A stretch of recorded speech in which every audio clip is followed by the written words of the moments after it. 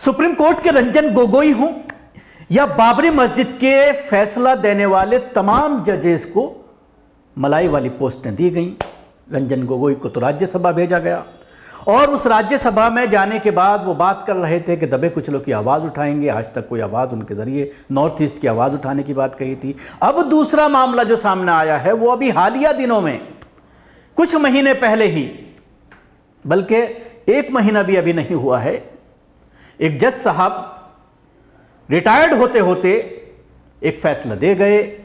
ज्ञानवापी का जो तहखाना है उसमें पूजा की इजाज़त दे गए। अपने आखिरी 2 घंटों में उन्होंने फैसला दिया। उनका 6 बजे तक कामकाज था, 4 बजे वो फैसला देकर चले जाते हैं कि वहाँ पर इजाज़त दी जाती है पूजा करने की। 15 दिन के अंदर अंदर प्रशासन वहाँ पर व्यवस्था करे। अब इनको इनाम के तौर पर एक यूनिवर्सिटी का एक इनको पोस्ट दी गया है, लोकपाल बनाया गया है विश्वविद्यालय का, और जो कहीं ना कहीं आज सोशल मीडिया में सुर्खी का विषय बना हुआ है। लोग सवाल खड़ा कर रहे हैं कि ये कहीं ना कहीं प्रेरित करता है इस तरह के जो संवैधानिक पदों पर लोग बैठे हुए हैं कि वो मुसलमानों के खिलाफ इस तरह के फैसले दें, सरकार के फेवर में वो फैसले दें, हिंदूवादी संगठनों के फेवर में वो फैसला दें, और इंसाफ का कत्ल खुलेआम होता हुआ देखा जाए, और उसके बाद जब वो रिटायर्ड हो जाएं तो उन्हें मलाई वाले पद दे करके उनको कुछ और सालों के लिए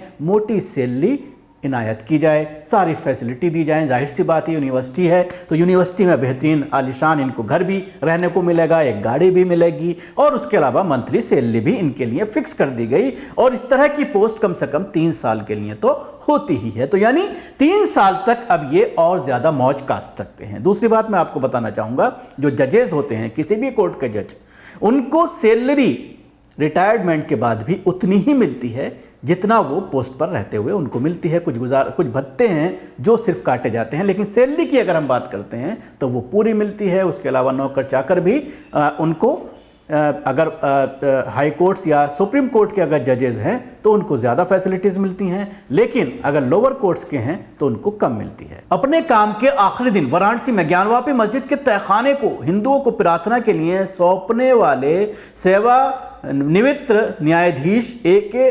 विश्वेत को 3 साल के लिए लखनऊ के एक विश्वविद्यालय का लोकपाल नियुक्त किया गया है। इस नियुक्ति की आलोचना हो रही है। विश्वेशा को डॉक्टर शकुंतला मिश्रा राष्ट्रीय पुनर्वास विश्वविद्यालय का लोकपाल नियुक्त किया गया, जो एक सरकारी विश्वविद्यालय है जिसके अध्यक्ष उत्तर प्रदेश के मुख्यमंत्री आदित्यनाथ हैं। 31 जनवरी को विश्वेशा ने जिला प्रशासन को 7 दिनों के भीतर हिंदुओं के लिए सीलबंद तहखाने में से एक के अंदर पूजा अनुष्ठान करने के लिए उचित व्यवस्था करने का निर्देश दिया। इसके बाद वो उसी दिन रिटायर्ड हो गए।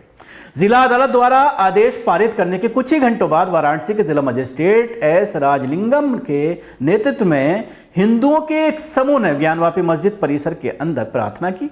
वाराणसी जिला अदालत ने भारतीय पुरातत्व सर्वेक्षण की एक रिपोर्ट के बाद परिसर के तहखाने में हिंदुओं को प्रार्थना करने की अनुमति दी, जिसे अदालत के माध्यम से सार्वजनिक किया गया था, जिसके दावा किया गया था कि ज्ञानवापी मस्जिद के स्थान पर एक हिंदू मंदिर मौजूद था और 17वीं शताब्दी में इसे नष्ट कर दिया गया था।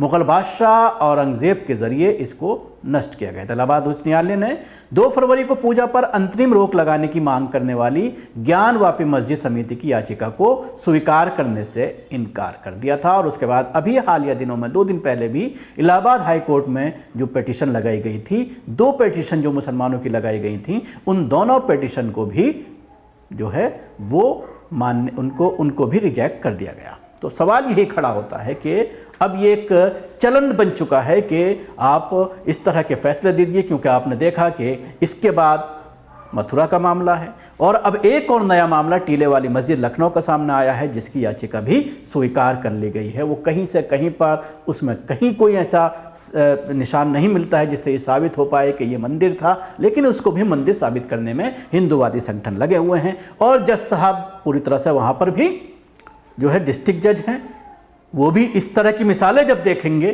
तो फिर किस तरह का फैसला आएगा, इसका अंदाज़ा आप खुद बखूबी लगा सकते हैं।